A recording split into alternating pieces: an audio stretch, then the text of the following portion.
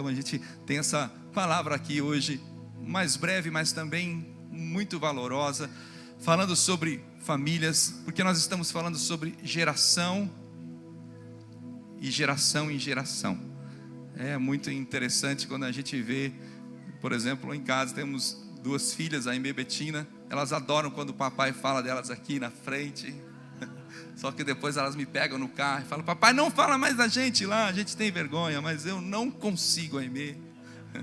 E a gente vê como elas têm tantas coisas parecidas, né, com a gente. A gente olha assim, eu vejo que a personalidade da Betina é muito mais a personalidade da pastora, e a personalidade da Aimee é muito mais a minha personalidade. Então é interessante que às vezes eu penso assim, no lugar dela eu faria isso. Por exemplo, aconteceu alguma coisa na escola e ela tem que falar, apresentar um trabalho, e aí eu disse: olha, se eu fosse... foi exatamente isso que eu fiz, papai. Por exemplo, quando tem que apresentar um trabalho na escola, só para você entender assim, como a geração vai passando e como isso é tão forte, né? Eu lembro que eu gostava de apresentar o trabalho. Quantos amavam apresentar trabalho na escola aqui? Ninguém, né?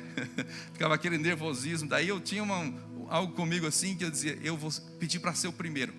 E aí quando eu era o primeiro, acabava logo, não tinha ninguém para comparar comigo, né? Aquele foi muito bom, aquela pessoa vem assim, faz aquela apresentação com slides, e de repente vem você assim, né? Lendo ali, agora vou apresentar para vocês. Então eu dizia, aí eu ficava do lado da professora assim, aí eu dizia assim: eu posso ser o primeiro?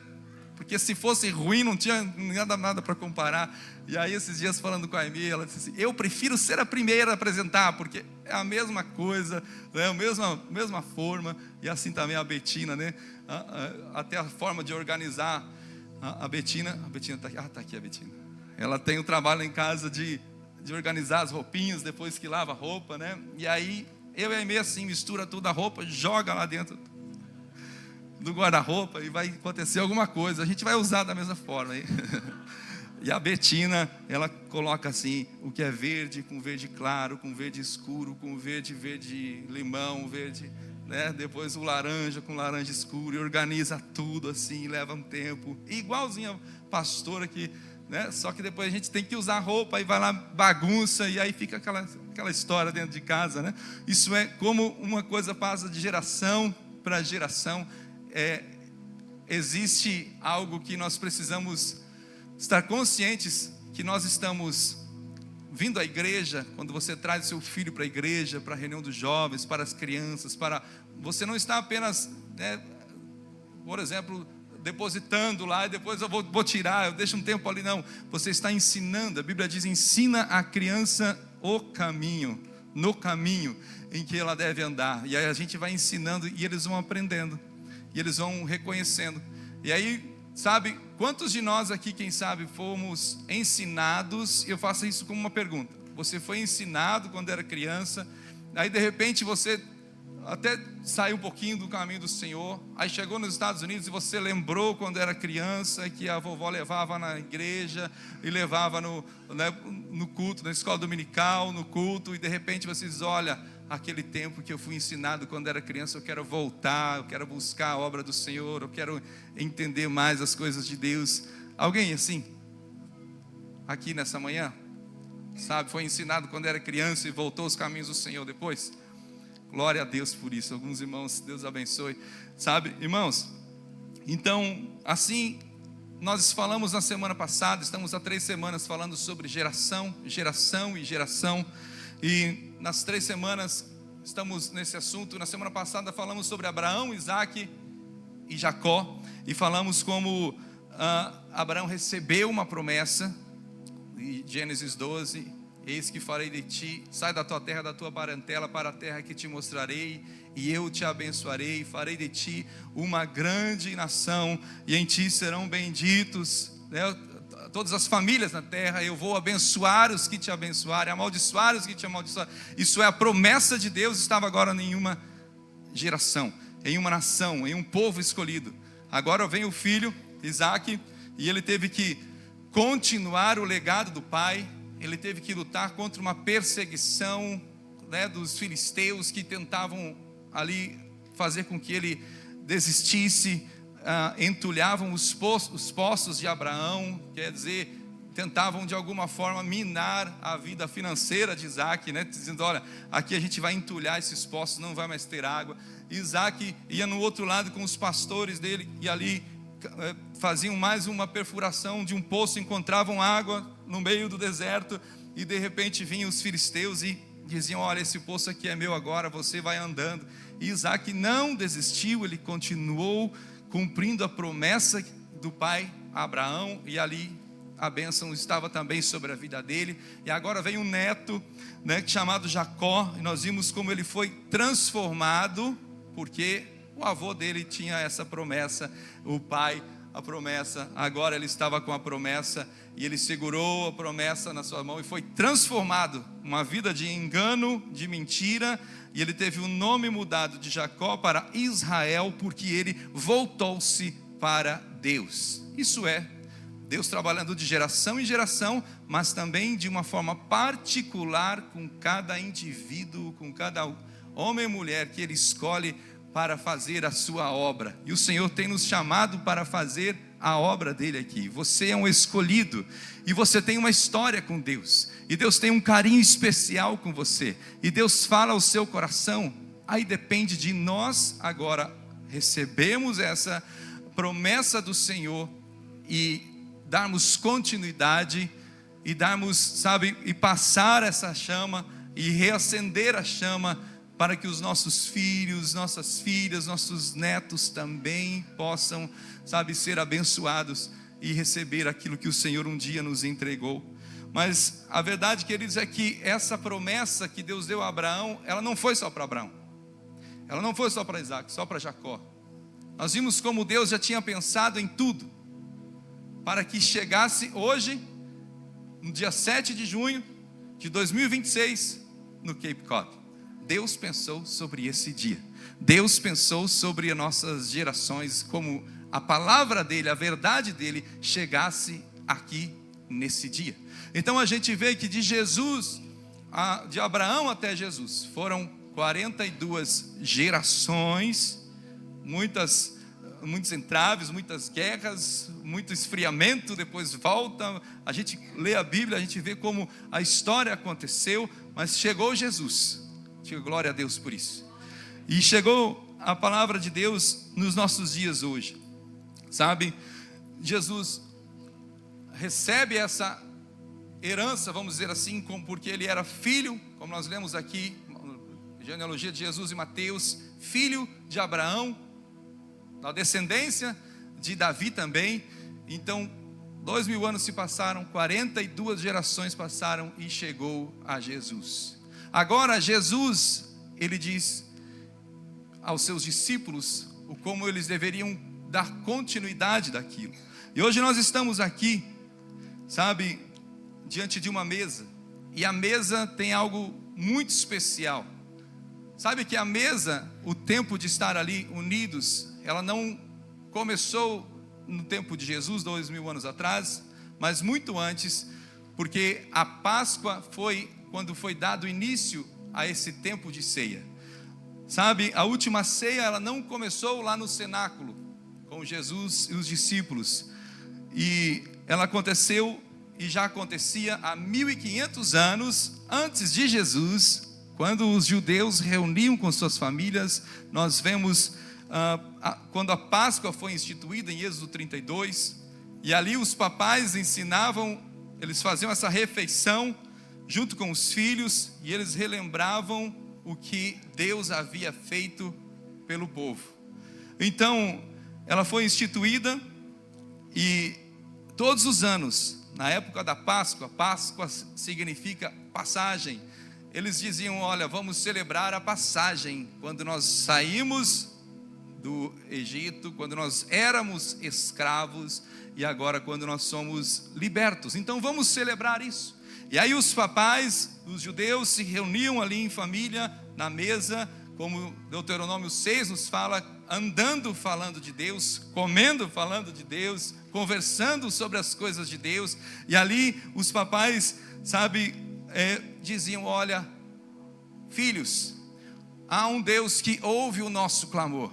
porque Ele ouviu o nosso clamor quando estávamos lá no deserto. Ele ouviu o nosso clamor quando estávamos como escravos no Egito. Esse Deus, Ele nos enviou libertação. Esse Deus, Ele nos tirou da escravidão. E assim também acontece nas nossas vidas aqui. Amém, queridos? Eu cresci ouvindo o meu pai dizendo quando ele foi liberto dos vícios. Vício da bebida, vício do cigarro, do jogo, do bar. E ali foi uma libertação que ele teve. E de repente, da noite para o dia, ele não tinha mais vontade da bebida, não tinha mais vontade do cigarro, não tinha mais vontade de estar naquelas conversas no bar, porque houve uma libertação. Isso é, e ele começou a dizer: meu filho, eu fui liberto por Jesus. E assim hoje a geração está aqui dizendo como Jesus está libertando vidas, e Ele nos libertou também, e Ele nos livrou, nos tirou, é como diz a canção, do império das trevas, nos deu perdão e paz. Esse é Jesus que está fazendo, que fez e vai continuar fazendo sobre nossa vida. Então eles celebravam isso de geração em geração. 1500 anos foram algumas gerações celebrando, dizendo, lembrando. E quando eles estavam ali ensinando seus netos, seus filhos, né, seus bisnetos, de geração em geração, eles fizeram isso. Mas de repente chegou um momento. 1 Coríntios, nós lemos aqui, sempre quando na ceia, Jesus diz, aqui a gente já está vendo Paulo falando aos Coríntios, porque sempre que comerem esse pão e beberem esse cálice, vocês anunciam a morte do Senhor, quando? Até que Ele venha. Quantos esperam pela volta de Jesus? Quantos querem se reunir no céu de glória? Então nós precisamos continuar anunciando a presença do Senhor, anunciando aquilo que o Senhor tem feito em nossa vida. Lucas 22, 19 e 20 diz que naquela noite, antes de iniciar a cruz, o momento da cruz, tomando o pão, deu graças, partiu e deu aos seus discípulos dizendo: isso é o meu corpo dado em favor de vocês, então façam isso em memória de mim. Da mesma forma, depois da ceia, ele tomou o cálice, dizendo: este cálice é a nova aliança do meu sangue, derramando em favor de vocês. Veja, queridos, que agora se passou esses anos e Jesus estava ali diante dos seus discípulos. Jesus estava ali dizendo aos discípulos: agora, sabe o cordeiro que era necessário para expiação, para o sacrifício, para o derramamento de sangue? Pois ele está bem na frente de vocês aqui nessa mesa. O homem que se fez carne e habitou, a palavra, né? O verbo se fez carne e habitou entre nós. Jesus estava diante dos discípulos, sabe, aquele mesmo cordeiro que a Bíblia fala quando Abraão, lá atrás, aquelas gerações anteriores, 40 gerações anteriores, 42, Abraão estava com o filho, você conhece a história, Isaac, levando Isaac para o monte Moriá, para que ele fosse sacrificá-lo. E Isaac faz essa pergunta lá em Gênesis 22, ele diz: meu pai, a gente vê aqui as lenhas, a gente até mesmo, né, vê, dizendo ali, as brasas, a lenha, está tudo aqui, mas aonde está o cordeiro para o holocausto? Ele faz essa pergunta: onde está o cordeiro para o holocausto? Gerações anteriores. E até que nós vemos quando Abraão respondeu: Deus mesmo há de prover o cordeiro para o holocausto, meu filho. E os dois continuaram a caminhar juntos. Então, nós já vemos esse insight, vamos dizer assim, já vemos essa visão de Abraão dizendo: Deus vai prover o cordeiro. Depois a gente vê essas gerações, e próprio João Batista diz em João 1:29, quando ele vê Jesus, ele diz assim: olha, está vendo aquele ali? Vejam, ele é o Cordeiro de Deus que tira o pecado do mundo. Como a Bíblia se encaixa, como a Bíblia conversa. Agora o Cordeiro estava ali, diante dos discípulos. E aí Jesus pega o pão, e ele agora está diante dos discípulos, está dizendo: olha, através da Páscoa, todos os anos é celebrado, né, esse tempo de celebração, mas agora não haverá mais um animal morto, porque esse é meu sangue, esse é meu corpo, e será partido por vocês. Jesus já estava falando do sofrimento que ele teria para a crucificação, os açoites, o sofrimento, a dor, o pão sendo rasgado, sendo moído. A palavra do Senhor diz, quando Isaías diz que ele foi transpassado por causa das nossas transgressões, isso também no meio dessa geração, declarando que foi esmagado por causa das nossas iniquidades, e o castigo que nos traz a paz estava sobre ele, e pelas suas feridas fomos sarados. Então Jesus, ele pega o pão naquela época era um alimento muito comum, era o alimento mais, vamos dizer assim, comum, usado, né? O que se alimentavam, era esse símbolo de sustento para o povo, e o pão estava presente nas famílias, e ele pega o pão e disse: esse é o meu corpo que é dado por vós, que é partido por vós. O alimento mais comum daquela cultura. Jesus estava dizendo: o pão, meu corpo, eu me entrego a vocês. Quantos podem dizer glória a Deus?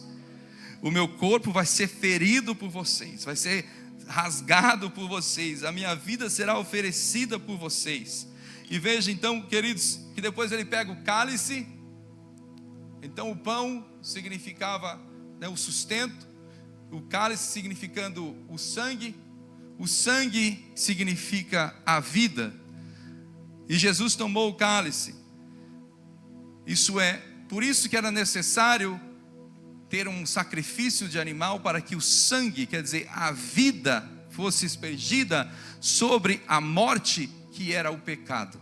Por isso, quando nós falamos o sangue de Jesus, estamos dizendo: a vida de Jesus está sobre nós. O sangue de Jesus nos traz vida. Quantos recebem a vida de Jesus aqui? Aonde havia morte, aonde havia tristeza, aonde havia opressão, aonde havia tristeza, quando nós tomamos posse através do sangue de Jesus, isso traz vida. E eu sinto nessa manhã o sangue de Jesus trazendo vida sobre o que estava morto, sobre o sonho, sobre a esperança, sobre um pensamento, sabe, que o inimigo está tentando colocar, sobre um relacionamento que ele está tentando desmantelar, destituir. O sangue de Jesus está chegando, trazendo vida, limpando, curando e mudando toda e qualquer situação e história nessa manhã. O sangue de Jesus, o corpo e o sangue de Jesus, ele muda histórias. Ele mudou a sua história, ele está mudando a sua história. Pois eu quero declarar ainda nessa manhã: ele muda a história da sua vida, dos seus filhos, dos seus netos, da sua geração, da sua descendência. O sangue, sabe, todos os anos estava ali. Então ele está dizendo agora: esse cálice que representa o sangue é a nova aliança no meu sangue. E essa aliança, queridos, ela não foi uma aliança para aquele tempo. Foi uma aliança ali para aqueles meses, semanas que ele se reuniu com os discípulos e foi um momento assim. Não, é uma aliança, diga comigo, aliança eterna. É uma aliança definitiva. É uma aliança perfeita. Essa é a aliança, o sangue de Jesus que escorreu na cruz, não, sabe, não cobriu apenas pecados, mas aquele sangue que escorreu na cruz fez com que o véu se rasgasse e que nós tivéssemos acesso a esse Deus. E hoje nós temos acesso ao poderoso Deus. Sabe, queridos, aquela mesa, temos aqui se puder só tirar F2, aqui a gente, opa, acho que não era F2, desculpa. A outra imagem ainda, aquela imagem, só que sem o versículo, Júnior, temos aqui uma mesa representada que você conhece, tem quadros da mesa, pinturas da mesa, sobre a última ceia. Essa mesa, ela chegou até nós, olha aqui a mesa, representada aqui. Essa mesa chegou até nós, queridos, e ontem eu estava pensando sobre isso, e foi um momento interessante, né, que eu estava lendo, estudando pela manhã, e o cachorrinho, a gente tem um cachorrinho do lado, estava do lado, né? E aí eu pensando, Jesus, a tua mesa chegou até nós, né? Temos a Roxy. Roxy foi um cachorrinho que a gente pegou de doação lá em Atlanta, e trouxe alegria lá em casa, né? E aí ela estava do meu lado, eu não estou estudando ali, ela fica deitadinha, junto com o pastor, e aí eu estava orando, né? Pensando sobre a mesa de Jesus, pensando sobre como a mesa não foi só para os discípulos, correto? A mesa não foi só para eles que estavam ali, porque a mesa chegou até nós. A mesa, nenhum deles imaginava o que ia acontecer. E quando eu estava pensando, essa mesa chegou até nós, aí eu comecei a chorar. E aí o cachorrinho sentiu que eu estava chorando, não sei como, levantou e ficou assim, o que foi? O que foi, Doninho? Calma, está tudo bem.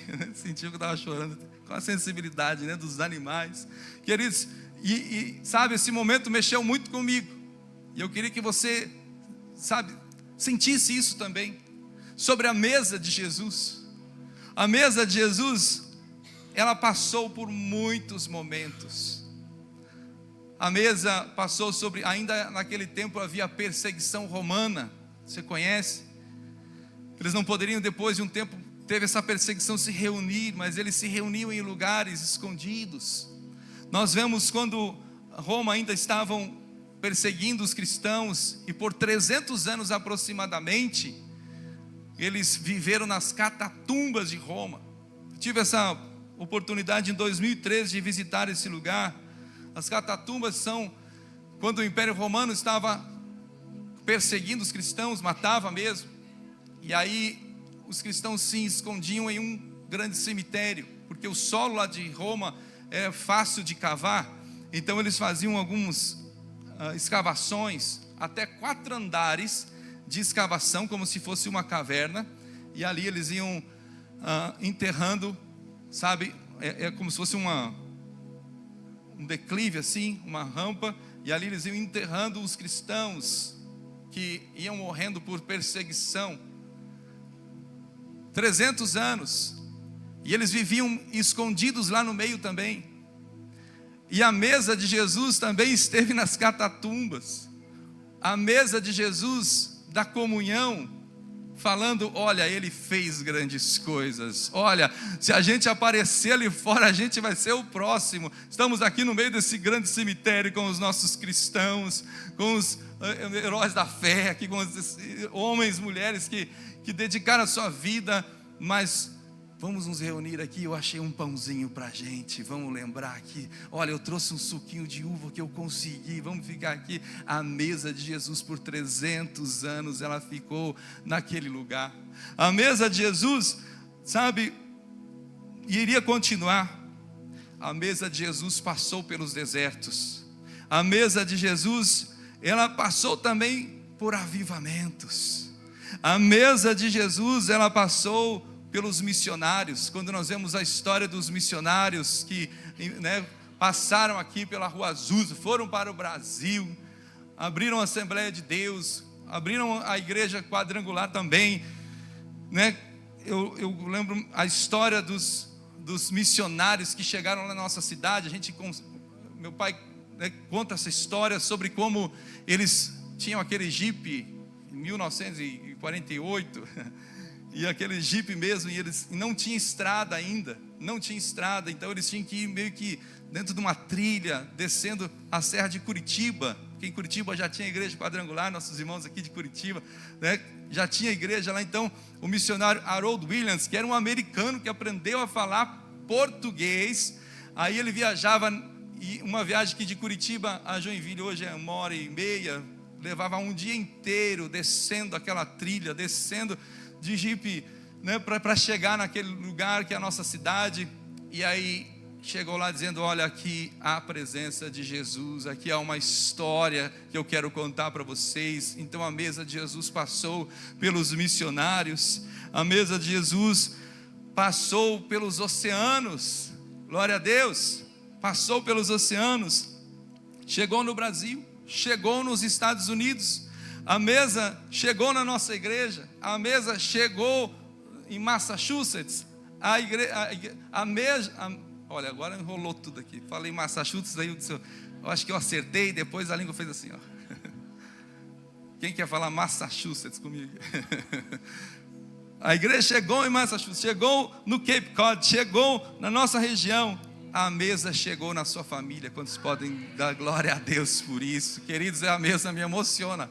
Sabe por que a mesa me emociona? Porque ela é o mesmo evangelho, ela é o mesmo Cristo. E sabe o que mais me emociona? É que a mesa não está dizendo assim: olha, a mesa é só para os vencedores, a mesa é só para os que têm uma grande conquista, a mesa é só para aqueles que chegaram lá, a mesa é para aqueles que... Não, a mesa é para todos. A mesa é para quem está triste, a mesa é para quem está alegre, a mesa é para quem tem necessidade, a mesa é para todos nós.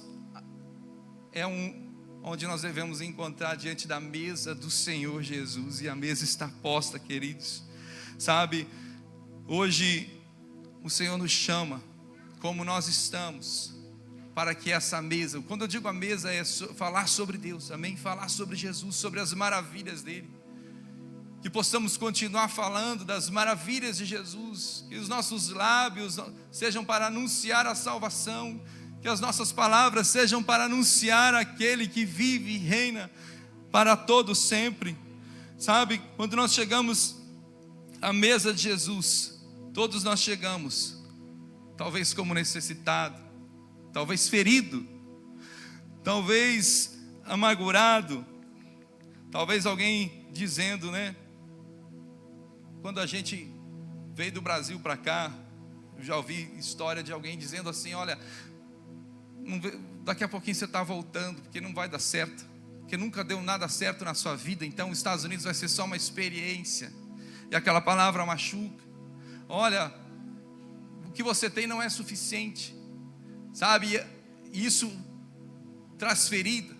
Mas eu quero dizer a você aqui, que você está sentado na mesa do Senhor, que há lugar na mesa. Jesus puxa a cadeira para a gente conversar, e eles nos dizer, sabe, das grandes obras. Hoje o Senhor está cuidando de você, sabe, queridos, o Senhor Jesus está dizendo: você é meu filho amado, você é minha filha amada, eu tenho o prazer em estar contigo. Quantos podem sentir a presença de Jesus aqui? Eu sinto essa presença que nos envolve, queridos, algo, sabe, muito espiritual acontecendo nessa manhã, sabe?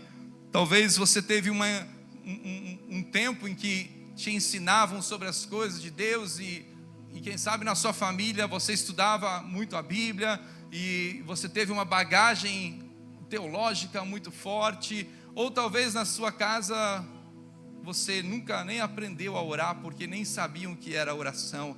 Pois das duas formas há lugar na mesa para você, porque é a graça de Deus que nos convida para essa mesa, e a graça do Senhor é o que nos basta. Queridos, hoje a mesa de Jesus nos lembra de algo poderoso, que nós não estamos sozinhos, que Jesus tem todo o poder, e Ele está cuidando de você. Coloca a mão no seu coração assim, ó. Diga: Jesus está cuidando de mim, Jesus está cuidando de mim.